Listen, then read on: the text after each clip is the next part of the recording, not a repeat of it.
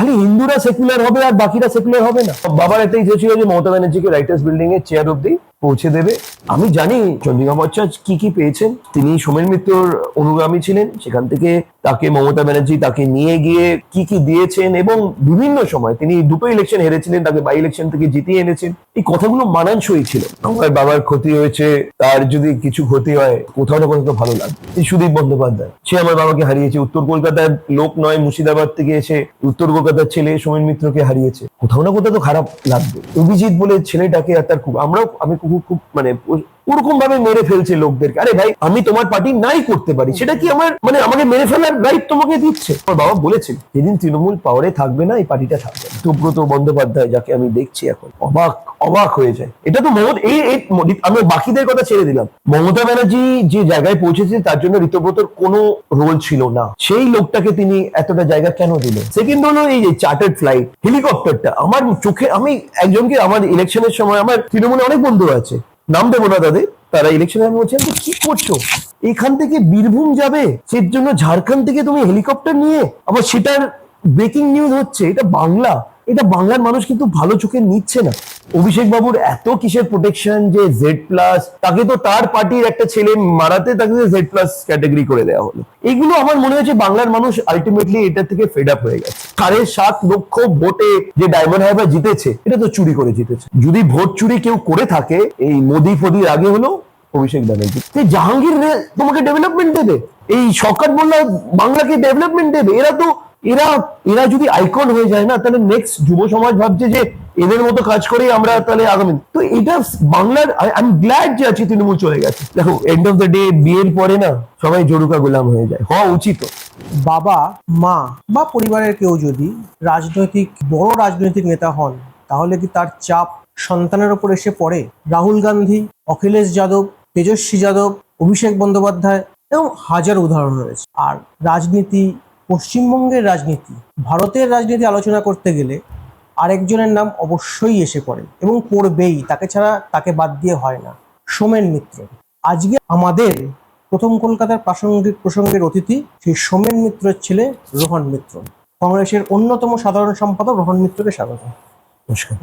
রোহন, যে বিষয়টা খুব জানার ইচ্ছে করে যে এই রকম পরিবারের সন্তান, এইরকম বাবার ছেলে অনেকদিন রাজনীতির বাইরে ছিলেন, তারপরে রাজনীতিতে আসা, কোনো কি প্রত্যাশা, চাপ তৈরি হয়েছিল? কোনো প্রত্যাশা চাপ ছিল না গো। কেন আমি যেদিনকার রাজনীতিতে এসেছিলাম, বেশিরভাগ লোক বলেছিল সোমেন মিত্র রাজনীতি শেষ হয়ে গেছে। আমি এসেছিলাম, সে আমাকে তার নাম দিয়েছেন, আমার কর্তব্য ছিল, আমি তখন চাকরি করছিলাম, তিনি বলেনও নি আমাকে তার রাজনীতিতে আসতে।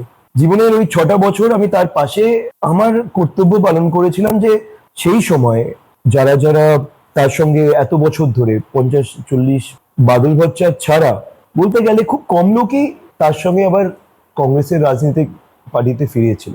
তো আমার ওই জায়গা থেকে তার সঙ্গে রাজনীতিতে আসার জায়গা ছিল না। 2014 সালে যখন তিনি উত্তর কলকাতায় দাঁড়ান, আমি পেছনেই ছিলাম, কিন্তু তখন সোশ্যাল মিডিয়া যেগুলো আজকালকার, সেই সময় একটা দরকার ছিল আমার মনে হয়েছিল, আমি সেগুলো প্ল্যানিং করছিলাম। তখন আমাকে যুব কংগ্রেসের যারা শ্রমিক ছিল, যুব কংগ্রেসের সভাপতি শৌমিক হাসান, সে তার কমিটিতে একটা বলেছিল যে নর্থ কলকাতা লোকসভায় তোমাকে একটা পদ দিলাম, ভার্বালি যেটা হয়েছিল। পদ আমার বাবা দাঁড়িয়েছে, আমার কর্তব্য ছিল, আমি পালন করলাম। তিনি হেরে গেলেন, আমার মাও দায়বদ্ধতা নিয়ে তিনি বিধানসভা থেকে রেজিগনেশন দিয়ে, তারা দুজনেই তো সরে গেছিল। একটা বয়সের পরে কেউ তো ভাবেও নি যে সোমেন মিত্র আর রাজনীতিতে আর ইম্পর্টেন্ট ফিগার থাকবে। তার পাস্টটা ওয়াজ দেয়ার, বাট 2014-তে তখন তৃণমূলের সব থেকে ভালো সময়, 34টা MP। তো আমার কাজ ছিল আমার বাবাকে সাহায্য করা। মানে বাবাকে সাহায্য কি, খালি রাজনৈতিক ভাবে কোনো সাহায্য তার দরকার ছিল না, কেন তার ওইটুকু ছিল যে তাকে দেখে কেউ উল্টোপাল্টা কথা বলতে পারতো না। যারা তাকে ছেড়েও চলে গেছিল, তার চোখের সামনে তাকে প্রণাম করতো, বা শ্রদ্ধা, ভালো আছো, শ্রদ্ধা কেমন চলছে, আমাকে রাজনীতি, তো তিনি সেটাকে কোনোদিন খারাপ চোখেও দেখেনি। কাউকে যদি তার রাজনৈতিক অ্যাম্বিশনটা ফুলফিল করতে গিয়ে তৃণমূল করতে হয়, করুক। তার মনে হয়েছিল তার পক্ষে তৃণমূলটা করা সম্ভব নয়, তার বিভিন্ন কারণ ছিল। একটা ছিল চিটফান্ডের যে কেলেঙ্কারিগুলো হচ্ছিল, কেন তিনি ডায়মন্ড হারবার MP ছিলেন, তিনি কোনো ব্যাপারেই যখন চিঠি করতেন, তিনি একটা এমন পার্সোনালিটি ছিলেন যে তিনি যেটা যদি সঠিক মনে হতো তিনি বলতেন ঠিক এটা করবেন। কিন্তু তাকে তখন মমতা ব্যানার্জি যদি তাকে প্রশ্ন করতেন আপনি কেন এটা করছেন, কেন আপনি চিঠি করছেন সেন্টারকে? তখন তিনি বলছেন আমি একটা এমপি, আমার কাজ হলো যে সেন্টারের আন্ডারে যেগুলো অ্যাম্বিটে পড়ে সেগুলোকে জানানো। তো এইটা করতে করতে তারপরে তার মাঝখানে অনেক লোক ছিল, তারাও সম্পর্কটাকে খারাপ করে দিল। তিনি যেদিনকার তৃণমূলে জয়েন করেছেন তিনি জানতেন সেটা মমতা ব্যানার্জির পার্টি। যখন সুপ্রিমোর সঙ্গে আর সম্পর্ক ছিল না, তাহলে আর কি করবেন? তার নিজের আবেগীয় কংগ্রেস পার্টিটা ছাড়া তার পক্ষে খুবই দুঃখের দিন ছিল, তিনি কোনোদিন ছাড়তে চাইনি। বাট সার্কামস্ট্যান্সেস জীবনে তার এটা তার কপালে লেখা ছিল, মার চাপ ছিল যে তুমি কেন বামফ্রন্টের দায়টা তোমার উপরে সবসময় পড়ছে, তুমি চলো মমতার সঙ্গে, তোমরা এক হয়ে বামফ্রন্টকে লড়াই করো। আর বাবার একটা ইচ্ছে ছিল যে মমতা ব্যানার্জিকে রাইটার্স বিল্ডিং এর চেয়ার অব্দি পৌঁছে দেবে, সিএম থাকবে, তারপরে তিনি কি করবেন সেটা সিএম এর রোল হিসাবে মমতা ব্যানার্জি কি করবেন সেটা তার ব্যাপার। তো সেই জায়গায় তাদের ডিফারেন্সেস ক্রিয়েট হলো। তিনি বললেন যে that was at peak of Mamata Banerjee's power, not আজকে যে মমতা ব্যানার্জি যে পাওয়ার হারিয়ে ফেলে সেই সময় না, সেটারও একটা অনেক নিজের উপরে বিশ্বাস থাকলেই সেই জিনিসটা করা সম্ভব।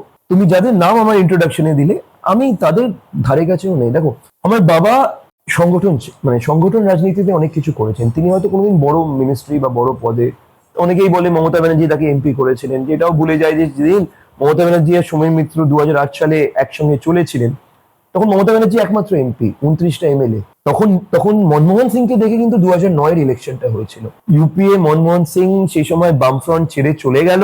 নিউক্লিয়ার ডিল মনমোহন সিং করবেই করবে, তার একটা মানে স্বচ্ছতা জীবনযাপন সেইটাকেও ভারতবর্ষের মানুষ চেয়েছিল, বাংলার মানুষ চেয়েছিল। তো ওই ভোটটা কি শুধু শুধু মমতা ব্যানার্জির নামে হয়েছিল? আমার তো মনে হয় না। সেই ভোটটা ইউপিএ সরকারের জন্য হয়েছিল। কেন মমতা ব্যানার্জি একদিনের জন্য বাবার হয়ে ক্যাম্পেইন করতে যায়নি। দুজন ব্যক্তি গেছিলেন, মানে যারা আজকেও রেলেভেন্ট। একটা হলো মাননীয় মুখ্যমন্ত্রী শুভেন্দু অধিকারী, আরেকজন হলো প্রদেশ কংগ্রেস সভাপতি শুভঙ্কর সরকার। শুভেন্দু দা গেছিলেন তৃণমূলের হয়ে ক্যাম্পেইন করতে, আর শুভঙ্কর দা গেছিলেন কংগ্রেসের হয়ে ক্যাম্পেইন করতে। আর শ্রমিক লাহিড়ী কিন্তু একটা মানে 3বারের এমপি ছিলেন সেই সময়। আপনাদের মনে থাকবে যে 2008 সালের ডিসেম্বর মাসে মারাদোনা, এখন মেসি নিয়ে আমরা পড়ে আছি, সেই সময় Maradona was a cult figure, মানে একটা বিরাট important figure, and he was a communist মেন্টালিটির মানুষ। বাংলায় কমিউনিস্ট মেন্টালিটি ছিল, আইডিওলজি খুব থ্রাইভিং ছিল। তখন ওদের 235টা এমএলএ। তো মারাদোনাকে নিয়ে এসেছিল, সেই চ্যালেঞ্জটা গ্রহণ করে 1967-এর পরে প্রথমবার বামফ্রন্টকে হারিয়েছিল সোমেন মিত্র। তো মমতা ব্যানার্জিকে অস্বীকার করছি না, কিন্তু কেউ যদি বলে মমতা ব্যানার্জি দয়া করে তাকে এমপি করেছেন, সেটা তাদের ব্যাখ্যা, সেটার সঙ্গে আমি এগ্রি করবো না। দয়া করতে হতো তাহলে তাহলে তিনি উত্তর কলকাতায় দাঁড়াতেন, তিনি তো ডায়মন্ড হারবারে রাজনীতি করতেন না। এটাই জীবনের সত্য, যেটা আমার কাছে সত্য, সবার কাছে সত্য নাই হতে পারে। বাট আমি আমার ছেলে হিসাবে আমার বাবার যে জিনিসটা ভালো ছিল সেটাকে আমি তুলে ধরা আমার শেষ নিঃশ্বাস অব্দি আমার কাজ, আমি তুলে ধরবো। আর রাহুল গান্ধী হোক, অখিলেশ যাদব হোক, তেজস্বী যাদব হোক, তাদের বাবারা চিফ মিনিস্টার ছিল, প্রাইম মিনিস্টার ছিল, তো তাদের সঙ্গে তুলনা হয় না। অভিষেক ব্যানার্জি যখন রাজনীতিতে এসছে, মমতা ব্যানার্জি তখন তার মুখ্যমন্ত্রী, তাদের একটা এক্সট্রা অনেক হাই লেভেলের রাজনীতির কথা তুমি বলছো। আমার ওরকম কোনো মানে বিশ্বাসও ছিল না যেদিনকে রাজনীতি এসেছিলাম। কেন আমি তখন দেখছিলাম আমার বাবা একা, তো ইট ওয়াজ মাই কর্তব্য। আমি চাকরি ছাড়লাম, আমি বললাম না চাকরি পরে আবার চলে, ইট ওয়াজ আ শর্ট টার্ম প্ল্যান যে 2 বছর দেখি না কি হয়। আমি 2 বছর তখন ভেবেছিলাম যে আমি ততদিনে জিম্যাটটা করে আমার এমবিএ এর জন্য অ্যাপ্লাই করব, চলে যাব। জিম্যাটটাও দিয়েছিলাম আর অ্যাপ্লিকেশনটা আর করলাম না, কেন বাবার তারপরে শরীরটাও আর ভালো যাচ্ছিল না। তার বয়সের পরে তার পক্ষে আমরা বলতাম যে সুগার হয়ে যায়, ডায়াবেটিস প্রবলেম ছিল অনেক, তার হার্টের কন্ডিশনটা আর ভালো ছিল না। তো থাকতে থাকতে তখন একটা আর যেতে ইচ্ছা করছিল না, কেন একটা তো মানুষ যে 70 বছরের পরে মানুষ যে আর বেশি দিন থাকবে না এটা জানা ছিল। তো আমি সারা জীবন তার পাশে থাকতে পারিনি, বোর্ডিং স্কুলে ছিলাম, বাইরে পাঠিয়ে দেওয়া হয়েছিল পড়াশোনা করার জন্য, যেটা মানে ভালো মার্কস ছিল বলে গেছিলাম। তারপরে চাকরি পেয়ে গেছিলাম, চাকরি করতে করতে 5টা বছরও চলে গেছিল। তো আমার বাবা কি আমি ওই 6টা বছরেই জেনেছিলাম, এবং আমি আজকে গর্বের সঙ্গে মানুষকে বলতে পারি কেউ না পছন্দ করলেও সে কোনোদিন কারো ক্ষতি করেনি, এবং যে মানুষ যার কাছে যেই আসতো তার জন্য চেষ্টা করতো কি কিছু করার, আর না পারলে বলে দিত ভাই আমি এটা পারবো না, এটা আমার উপরে, আমি তোমাকে এর কাছে পাঠিয়ে দিচ্ছি, উনি করতে পারলে করবে। This is the story. আর কি বলবো বলো। তো আজকে একটা খুব প্রাসঙ্গিক, মানে যখন রোহনকে পাওয়াই গেল, কালকে যখন মমতা বন্দ্যোপাধ্যায় ফেসবুক লাইভ করলেন, তার পরপরই রোহন একটি ফেসবুকে পোস্ট করলেন একটু দেখায় দর্শকদের মানে কি পোস্টটা তিনি করেছিলেন। অনেক কিছু লিখেছিলেন, আবার কিছু কথা লেখেননি, কিন্তু যে ছবিটা তিনি দিয়েছিলেন না, সেটা অত্যন্ত প্রাসঙ্গিক ছিল। অনেক কিছু মানে একটা কথা বারবার বলা হয় যে হাজার শব্দের থেকেও একটা ছবি অনেক শক্তিশালী। রোহনের সেই ছবিটা বোধহয় 10 লাখ শব্দের থেকেও শক্তিশালী। আগে ছবিটা দেখাই একটু। এবার আসি রোহনের কাছে। অনেক কথা তুমি বলেছিলে, অনেক কথা তুমি বলনি বা লেখনি। ছবিটায় বোঝা যাচ্ছে যে সোমেন মিত্র কিভাবে মমতা বন্দ্যোপাধ্যায়ের পাশে ছিলেন। এখানে লেখায় তুমি মমতা বন্দ্যোপাধ্যায় সম্পর্কে একটা মানে ওনার চোখ মুখ দেখে, ওনার বডি ল্যাঙ্গুয়েজ দেখে তোমার কতটা খারাপ লেগেছেন, যেভাবে কালকে চন্দ্রিমা ভট্টাচার্য বলছিলেন তোমার খারাপ লেগেছে, কোথাও গিয়ে কি মনে হয়েছে এটাই মমতা বন্দ্যোপাধ্যায়ের প্রাপ্য ছিল? দেখো আমি তোমাকে মানে বলছি, আমি কালকে প্রদেশ কংগ্রেস থেকে বেরিয়ে খিদিরপুর যাচ্ছিলাম। তো আমি আমার গাড়ি চালায় তাকে আমার লোকেশনটা পাঠাচ্ছিলাম। তো লোকেশনটা ওর ডিপি হলো এটা, এই ফটোটা ওর ডিপি, মানে হোয়াটসঅ্যাপে আমি পাঠিয়ে, আমি ওকে লোকেশনটা পাঠিয়ে আমি জাস্ট স্ক্রোল করতে করতে দেখলাম মমতা ব্যানার্জির লাইভটা। দেখো আমিও কিছুদিন মানে 4ই মের পরে আমিও তৃণমূলের ব্যাপারে অনেক কথা বলেছি, আনন্দেও বলেছি, মানে রাগেও বলেছি, পার্সোনালি আমি বলেছি, কেন আমার বাবার সঙ্গে আমার মতে ঠিক হয়নি, সেই জায়গা থেকে বলেছি। কালকে আমি যখন ওনার ফেসবুক লাইভটা শুনছিলাম, কালকে আমার মনে হয়েছিল যে মমতা ব্যানার্জি দুঃখ মানে খুব কষ্টে আছে। এবং রাজনীতিতে আমি দেখেছিলাম আমার বাবাকে যেদিনকার সবাই ছেড়ে চলে যাচ্ছিল, কালকে আমার জাস্ট একটা মহিলা, একটা 70 বছর বয়স হয়ে গেছে, ভালো খারাপ ওটা পরের ব্যাপার, জাস্ট মোমেন্টটা না একটা ইম্প্যাক্ট করে। তখন আমি জাস্ট আর খিদিরপুরে পৌঁছাতে পৌঁছতে আমি জাস্ট লিখলাম, আর চন্দ্রিমা ভট্টাচার্যের সঙ্গে সঙ্গে ওই স্টেটমেন্ট গুলো বেরোচ্ছিল, সব চ্যানেল দেখাচ্ছিল যে উনি নাকি ওখানে ছিলেন, ওনাকে মমতা ব্যানার্জি এই বলেছে, তারপরে বাজেট নাকি উনি খালি সাইন। এই কথাগুলো না আমার মনে হয় যে আজকের দিনে মানুষ, আমার কাছে, আমি যদি একটা শিক্ষিত হতে হবে না, জাস্ট বেসিক কেউ হয়, এটা রিয়ালিটি শো তো নয়, এটা একটা রিয়ালিটি শোর আমরা টিভিতে দেখছি, সেই শোটা 50 দিনে শেষ হয়ে যাবে, তারপরে একজন জিতলো একজন হারলো, এটা নয়, এটা আমাদের জীবন। কেউ এত বোকাও নয় যে আপনারা এই কথাগুলো বলে দেবেন আর এই কথাগুলো আমরা মেনে নেব। আপনারা পেয়েছেন, আমি জানি চন্দ্রিমা ভট্টাচার্য কি কি পেয়েছেন। তিনি সোমেন মিত্রর অনুগামী ছিলেন, সেখান থেকে তাকে মমতা ব্যানার্জি তাকে নিয়ে গিয়ে কি কি দিয়েছেন, এবং বিভিন্ন সময় তিনি দুটো ইলেকশন হেরেছিলেন, তাকে বাই ইলেকশন থেকে জিতিয়ে এনেছেন। এই কথাগুলো মানানসই ছিল।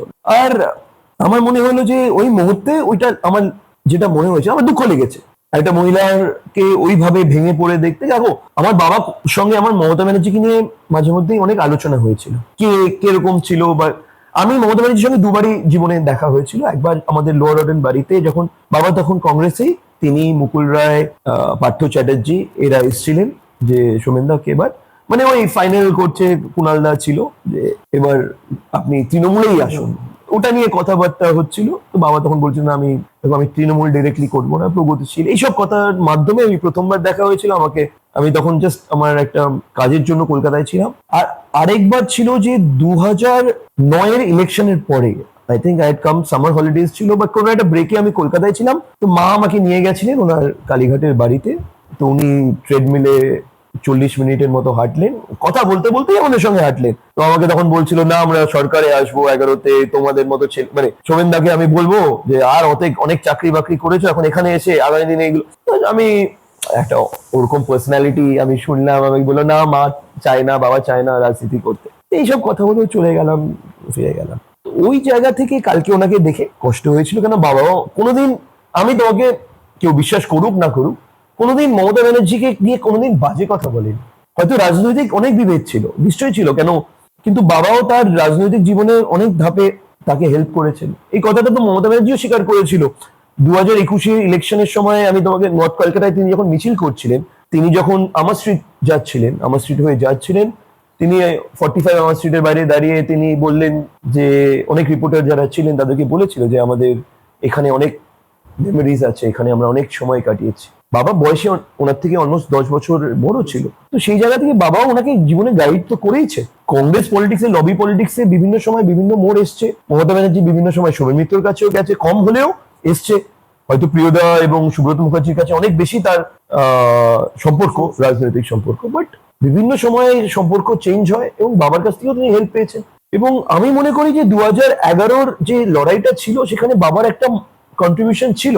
সেই দিন বাবা পুরোপুরি মমতা ব্যানার্জির পাশে ছিলেন, মমতা ব্যানার্জির নেতৃত্বকে মেনে নিয়ে মমতা ব্যানার্জিকে মুখ্যমন্ত্রী করবে বলে তার যে চেষ্টাটা, তিনি করেছেন। তো সেই জায়গা থেকে আমার আর বাবাকে যখন জিজ্ঞেস করেছিলাম, সে বলেছিল যে মমতা ব্যানার্জি খেটে অনেক পুলিশের ধাক্কা মার খেয়ে অনেক কষ্ট করে অনেক পরিশ্রম করে আজকে এই জায়গাটা পেয়েছে। ওই জায়গা থেকেই আমার জাস্ট ওই পোস্টটা ছিল। আমি জানতাম এই ফটোটা মানুষ দেখলে ওটা নিশ্চয়ই অনেক বেশি ইম্প্যাক্ট হবে। আর আমার কাছে এটা এই ফটোটা ছিল না, কালকে আমি আমার এই মানে ড্রাইভার ওয়াকার ওর কাছে ছিল, কেন ওর বাবা ওকে এই ফটোটা দিয়েছে। ওর বয়স বেশি না, ওর বাবার কাছে ছিল, ওর ফোন চেঞ্জ মানে বাবা মারা যাওয়ার পরে ফোনে ওই ফটোটা ছিল, ও ওটাকে ডিপি রেখেছে। আমি তখনই আমার মনে হলো এই ফটোটা দিয়ে দেখি না কি হয়। তো দেখছি অনেক মানুষ এটাকে ভালো দেখছে, অনেক মানুষ অনেক রকম কথা বলছে, বাট এটা আমার কথা ছিল, আমি ওটাকে কোনোভাবে প্ল্যান করে হয়নি, কিন্তু আমার মনে হয়েছিল যে এটা এই মুহূর্তে এটা সঠিক। আর যারা তাকে ছেড়ে চলে যাচ্ছে তাদেরও একটা আগামী দিনে বোঝা উচিত যে এই যে করছেন তারা, আজকে বাবাকে যারা ধোকা দিয়েছিলেন এক সময়, আমি তাদের নাম নেব না, তাদের উপরেও ডিম লোক মারছে, তাদেরকে চোর বলছে, বাবার সঙ্গে যখন ছিল তারা চোর চোর শুনতে হয়নি। এই বিষয়ে আসছিলাম, মানে ওনার সঙ্গে মানে ওনার থেকেও তো দূরে অনেক এইভাবে ভেঙে বেরিয়ে গিয়েছেন। মমতা বন্দ্যোপাধ্যায়ও একসময় কংগ্রেস ছেড়ে বেরিয়ে গিয়েছেন। আপনার কাছে বা উনি এই কথাগুলো বলতেন, মানে সেই সময়ের কথা, ওনার খারাপ লাগা বা যখন কংগ্রেস থেকে মমতা বেরিয়ে গেলেন, এই কথাগুলো কোনোদিন শেয়ার উনি করেছিলেন? দেখো, তার খারাপ লাগতো না, তিনি জানতেন তিনি রাজনীতিতে এসছেন, তিনি জানতেন যে তিনি যে জায়গায় পৌঁছেছেন পরিশ্রম করে, সবার পক্ষে একই জায়গায় পৌঁছানো সম্ভব নয়, এটা তার ভাগ্যও ছিল যে সে, কিন্তু তিনি কোনোদিন কাউকে গ্রাজ করতেন না যে ভাই সে তার রাজনৈতিক জীবনে উপরে উঠতে গেলে তাকে কি করতে হবে সেটা নিয়ে তিনি করেন। আমার বাবা না বেশি কথা বলতেন না, সত্যি কথা বলছি, সে শুনতেন, তার ডাইজেস্ট করার ভীষণ ক্ষমতা ছিল। তার এটা ছিল যে সে খুব কম কথা বলতো, লোক শুনতো, আর যখন বলতো যেটুকু বলার সেটুকুই বলতো। হয়তো তাই জন্যই তার কাছে আপনাদের প্রেসের অনেক লোক যারা যেতেন বা কিছু বলো সে বলতেন না, সে নিজের মধ্যেই রেখে দিতেন।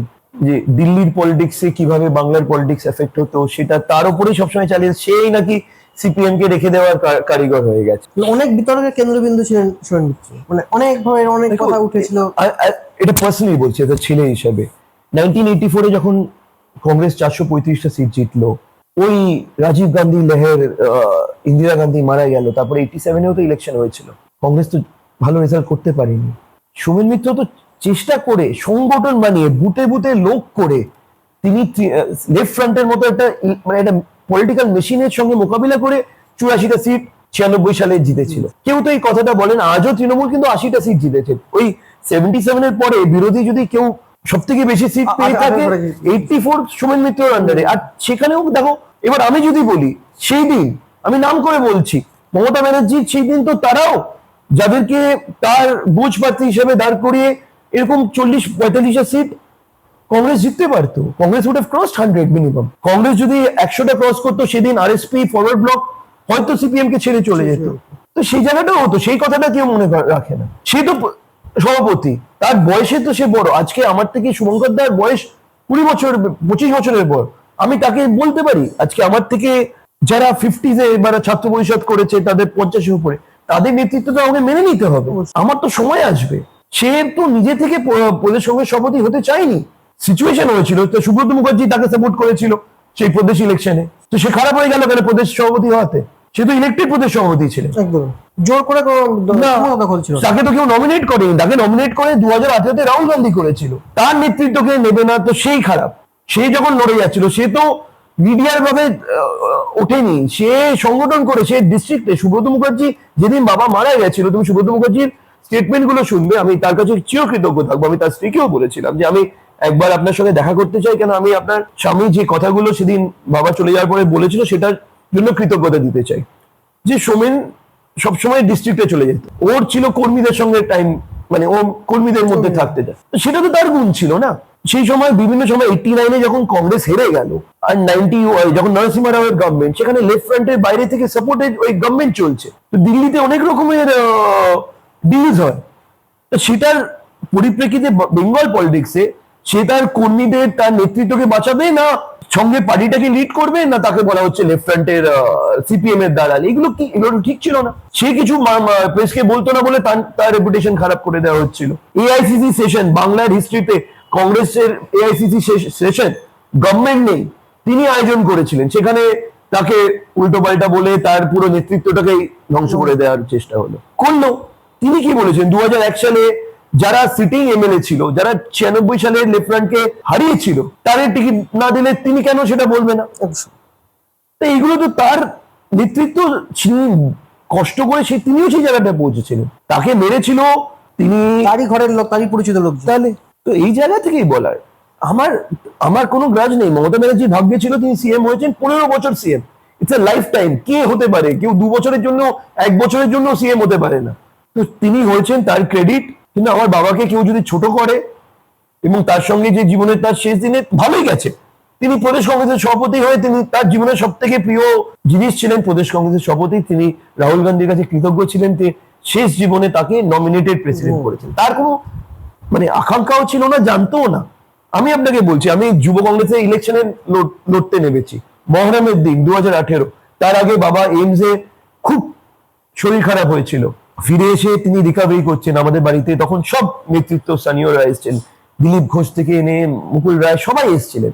হঠাৎ করে তাকে পিসিসি প্রেসিডেন্ট করে দিয়েছে। শেষ দিনে তিনি পিসিসি প্রেসিডেন্ট। তিনি শেষ দিন পর্যন্ত তার শরীর খারাপ, তাও আমি তাকে বলছিলাম এই স্পিক আপ ক্যাম্পেইন করো জুমে। তখন তো জুম কেউ জানতো না।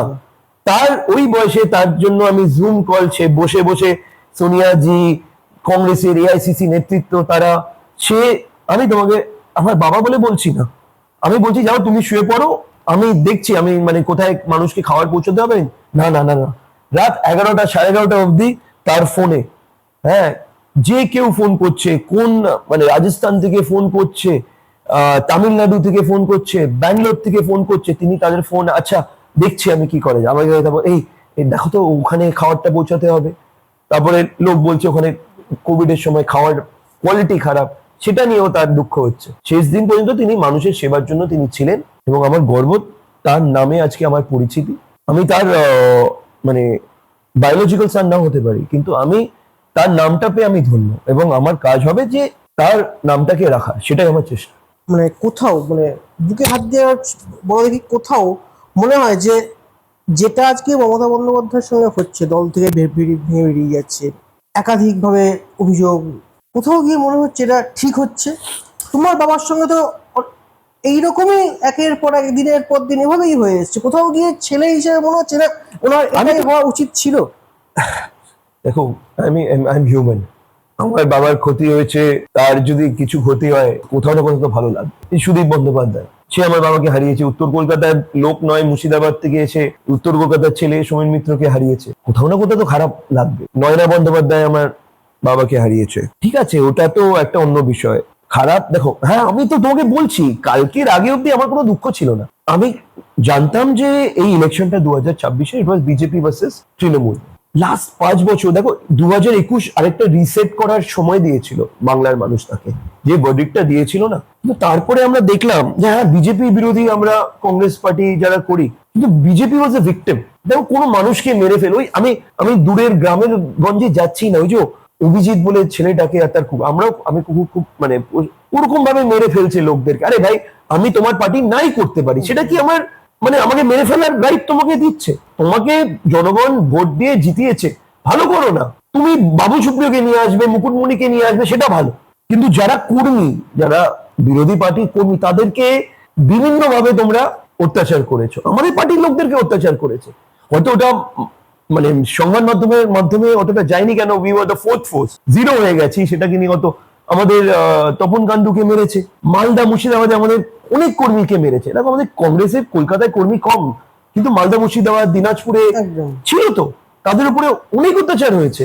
এইটা তো ঠিক নয় না। তুমি মানুষের আশীর্বাদে, ভগবানের আশীর্বাদে ওই জায়গাটা পাচ্ছ ভালো করার জন্য, তোমরা টাকা তুলছো। দেখো, রাজনীতিতে সবাই টাকা তুলছে, কিন্তু তুমি মানুষকে মারছো, খুন করছো, গালিগালাজ করছো, শুট আউট হচ্ছে, তোমাদের চ্যানেলগুলোতে এটা তো দেখায়। আর তুমি ওটাকে যদি কেউ সমান্য দেখায়, তারা খারাপ, তুমি ভালো, তুমি ভিকটিম। তুমি 15 বছর পাওয়ারে থেকে তুমি নিজেকে ভিকটিম দেখাচ্ছ। আজকে তিনি কংগ্রেস ইলেকশনের পরেই তো তিনি 10 জনপদ গেছিলেন। আমাদের যখন আমরা টিভি ডিবেটে যেতাম, আমাদেরকে দিল্লি মিডিয়া, আমাদের বেঙ্গল মিডিয়া বলতো, আরে ভাই, আমাদেরকে তিনি কোনদিন অফার করেছিলেন যে আমরা তার সঙ্গে জোট করব? তিনি তো বলেছে কংগ্রেসকে, তিনি সর্বভারতীয় কংগ্রেসকে, বাংলা কংগ্রেসকে তো ছেড়েই দাও। তার আকাঙ্ক্ষা ছিল, আমার মনে আছে, আমার একটা ফটো ভাইরাল হয়েছিল, একটা প্রোগ্রামে গেছিলাম, it was something with change Mamata Banerjee. Amartya Sen had সাইড কে একটা বাঙালি প্রধানমন্ত্রী হওয়ার জায়গায় আছে, অবভিয়াসলি ওটাকে নিয়ে তৃণমূলের ইকোসিস্টেম থেকে ওরা বিভিন্ন প্ল্যাটফর্মে আউটসাইড অফ দ্য পার্টি প্ল্যাটফর্মে তারা ওটাকে প্রচার করবে, তাদের রাইট। আমাকে ডেকেছিল অ্যাজ এ বক্তা হিসাবে, যে একটা বাঙালি হিসাবে আপনার কি ফিলিং, এটা আপনি হয়তো তৃণমূল করেন না কিন্তু আপনার ফিলিংটা কি, আপনি তো বাঙালি হিসাবে। আমি বলবো হ্যাঁ নিশ্চয়ই বাঙালি হিসাবে প্রণব মুখার্জি যদি প্রাইম মিনিস্টার হতে পারেন বা মমতা ব্যানার্জি যদি প্রাইম মিনিস্টার হতে পারে, গর্ব। আমরা বাঙালি নিজের সময় একটা proud, we are proud society. আমাদের বাঙালিরা নিজেদের মানে আমরা পুরো ভারতবর্ষে আমাদের একটা আলাদা পরিচয় আছে। সেই পরিচয় থেকে যদি কেউ প্রধানমন্ত্রী, কেন গুজরাট থেকে প্রধানমন্ত্রী হতে পারে, কর্ণাটকা থেকে প্রধানমন্ত্রী হতে পারে, পাঞ্জাব থেকে প্রধানমন্ত্রী হতে পারে, বিভিন্ন স্টেট থেকে হতে পারে, তো বাঙালি কেন হতে পারে না? তো ওইটা নিয়ে আমি বক্তব্য রেখেছিলাম। ওই ফটোটা নিয়ে সবাই বলছে আমি নাকি তৃণমূলে চলে গেছি। ঠিক আছে, দ্যাটস রাজনীতি, আজকাল ফটো আমি যেটা বললাম। But end of the day আমার বাবা যে কথাগুলো বলে গেছে এবং আজকে যে ঘটনাগুলো, দেখো আমার বাবা বলেছেন যেদিন তৃণমূল পাওয়ারে থাকবে না এই পার্টিটা থাকবে না। এটা তিনি বলে গেছিলেন 2014 পরেই বলে গেছিলেন, সেটা হয়তো 2021 না হয়ে 2026 আর রাজনীতিতে ঠিক অনেকেই লিখছে না পাপ ছাড়ে না, কাকে ছাড়ে না আর বললাম না। But end of the day কিছু নিজের হিউমিলিটিটা রাখতে হয় রাজনীতিতে। ভগবান যখন, মানুষ যখন তোমাকে এতটা আশীর্বাদ করছে, ভালো কাজ করাটাই উচিত। কিন্তু রাজনীতিতে সবসময় সম্ভব হয় না, বিভিন্ন কারণ থাকে। মমতা ব্যানার্জিকেও যারা আজকে হয়তো তাকে যে প্ল্যাটফর্মটা, যে সিএম হওয়ার জন্য যারা সব থেকে বেশি সাহায্য করেছেন, তাদের অনেক ভুলগুলো তাকে অন্যদিকে তাকাতে হয়েছে। কিন্তু একটা কথা আমি নয় বলছি, যেটা সবাই বাংলার মানুষ জানে, তৃণমূলের পরিচয় মমতা ব্যানার্জি, একটাই পোস্ট, বাকি সব ল্যাম্পপোস্ট। তো সেই জায়গা থেকে মমতা ব্যানার্জির যদি যারা চুরি করছিল তাদেরকে সরিয়ে দিত, ব্লাইন্ড লয়্যালটি না রেখে, তাহলে কিন্তু বাংলার খারাপ হতো না, ভালো হতো এবং তারও ভালো হতো।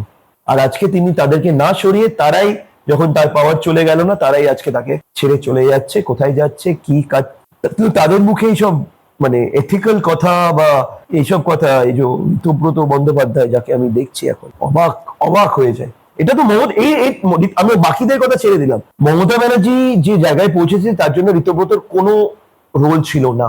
সেই ঋতব্রতকে আমার মনে আছে অমিত মিত্র আর মমতা ব্যানার্জিকে পার্লামেন্টের বাইরে বিভিন্নভাবে ডিফিকাল্টি করেছিল।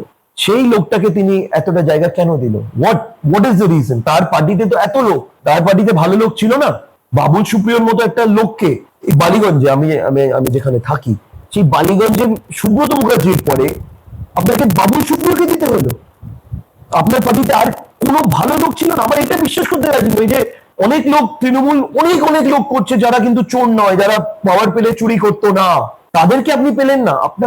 আপনাকে যারা নিশ্চয়ই সাপোর্ট করেছে, মুখ্যমন্ত্রী করেছে, তাদেরকে রাখলেন। তারা যখন চুরি করলেন নারদার সময়, তিনি তো বলেছেন আমার যদি জানতাম আমি তাদেরকে আর নমিনেশন দিতাম না। তাহলে তাদেরকে আবার 21-এ কেন নমিনেশন দিলেন? 26-এ নমিনেশন কেন দিলেন? এটাই দিতেন। শোভনদেব চট্টোপাধ্যায় একটা ভালো মানুষ, তাকে রাখতেন। কিন্তু অনেকেই আছেন যে, আমি জানি না শোভনদেব বাবু আগে মদন মিত্রকে আমি লয়্যালটির তরফ থেকে, তারা সোনালী গুহকে দেখে আমার কষ্ট হয়। সোনালী গুহকে দেখে কেন কষ্ট হয় আমি বলছি। 2009 সালে সাতগাছিয়ার এমএলএ ছিল সোনালী গুহ। ওই সময় ডায়মন্ড হারবারে সোনালী গুহ, সোনালী আন্টি যাই আপনারা বলবেন, আমি বলা উচিত, তিনি আমাকে খুব স্নেহ করতেন। তিনি আমাকে বলতেন যে তিনি আমাকে মমতা ব্যানার্জির জন্য প্রচন্ড খেটেছে, মার খেয়েছে। সিঙ্গুর আন্দোলনের সময় তাকে লাঠি দিয়ে, তিনি যে কথাগুলো অনেকটা হয়তো এখন অসাংবিধানিক মানে আনপার্লামেন্টারি কথা বলছেন, বাট অনেক কিছু সত্য কথা, তার থেকে বেশি সত্য কেউ জানে না।